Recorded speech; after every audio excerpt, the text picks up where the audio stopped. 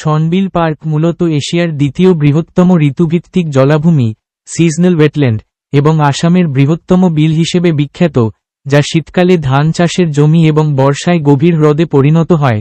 এটি তার অসাধারণ প্রাকৃতিক সৌন্দর্য, মৎস্য সম্পদ, এবং পাখি পর্যবেক্ষণের জন্য পরিচিত, যা এটিকে একটি গুরুত্বপূর্ণ পরিবেশগত ও পর্যটন কেন্দ্র করে তুলেছে। শনবিল পার্কের মূল আকর্ষণ: ১. ঋতুভিত্তিক রূপান্তর।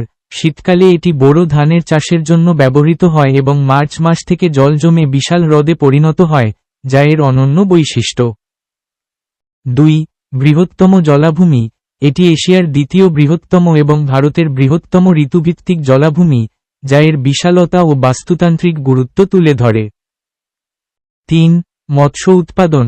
শনবিল তার মৎস্য সম্পদের জন্য বিখ্যাত এবং করিমগঞ্জ জেলার মাছের অন্যতম প্রধান উৎস। ৪. প্রাকৃতিক সৌন্দর্য ও জীববৈচিত্র্য।